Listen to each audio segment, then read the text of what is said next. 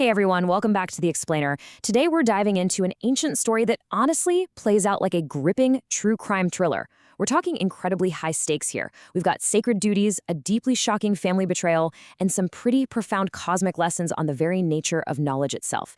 It is a wild ride. So I want you to think about this. What actually happens when a sacred duty is corrupted by the ultimate betrayal? This central question right here, it really sets the stakes for our whole explainer today. We're going to be stepping into these dark, atmospheric woods where a single, tragic, inciting incident sets off a massive chain reaction of deceit, divine intervention, and ultimately, justice. Okay, let's just get right into it. Section 1. A deadly mistaken identity. So our story begins with King Vrihadyumna's grand sacrifice. This was a monumental event, and it was overseen by two very prominent brother priests. Their names? Arvavasu and Paravasu. Now things go horribly, horribly wrong in a really rapid, tragic succession. Here's how it goes down. On day 1, Paravasu temporarily leaves the sacrifice to go see his wife back at their hermitage. Well, as night falls, the woods get incredibly dark. We're talking pitch black. Early in the night, walking through those deep woods, Paravasu is just absolutely blinded by sheer drowsiness. By late night, looking through that sleepy, heavy haze, he sees some movement. Believing it to be a straggling deer, he strikes it, just for personal safety.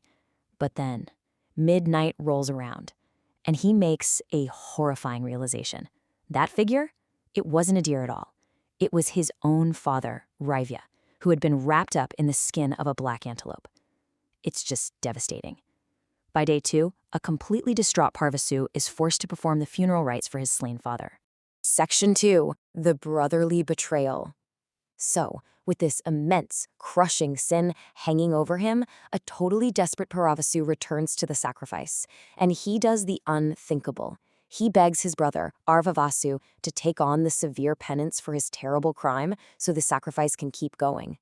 The sheer contrast between these two brothers is honestly staggering. It's like night and day. On one hand, you have Arvavasu making this totally selfless vow. I mean, he is entirely willing to suffer the immense, isolating burden of penance for a horrible murder he didn't even commit, all just so the king's sacrifice can continue. It's incredibly noble. But on the other hand, while his brother is away bearing that heavy burden, Parvavasu maliciously returns to the sacrifice and literally decides to frame his innocent brother for the murder. He completely throws him under the bus. The audacity of this moment is just wild. To secure his own position of power, Paravasu looks the king dead in the eye and says, "O king, see that this slayer of a Brahmana enter not into thy sacrifice, nor look at it." Paravasu uses those exact, treacherous words to turn King Vrihadyumna against Arvavasu, basically claiming that even a mere glance from his brother would absolutely ruin the sacrifice. And the result of this massive lie is just utterly heartbreaking. The king immediately orders his attendants to drive Arvavasu out, so Arvavasu is banished into the woods in this silent, humiliating exile. And as he's being driven away, the attendants repeatedly hurl that awful insult at him, calling him a slayer of a Brahmana over and over. Arvavasu is crying out in anger, desperately protesting his innocence. He tries to explain, no, wait, my brother actually committed the sin. I was just freeing him from it by taking on the penance. But it's no use. His cries are completely ignored. Section 3. Divine justice and resurrection. So, banished, betrayed, and completely alone, Arvavasu retreats deep into the woods. But instead of just wallowing in despair, he channels that righteous anger into profound spiritual action. His path to grace is absolute, and he doesn't take any shortcuts. He betakes himself to the absolute severest of penances. In his incredibly deep meditation, he specifically seeks the protection of the sun. And because of his immense, unwavering dedication, this revelation, teaching the solar mantra, manifests directly to him. And then the wildest part. The eternal deity of the sun, the one who obtains his share of the sacrificial butter first, physically appears right before him in an embodied form. The gods are remarkably pleased with what he's done. So the celestials step in and they install Arvavasu as the chief priest of the sacrifice, rightfully kicking out that treacherous Paravasu. Then they offer Arvavasu boons, basically granting him wishes. Now, his requests tell you literally everything you need to know about his character. He asks that his father, Raivya, be restored to life, and crucially, that he has no memory of being murdered.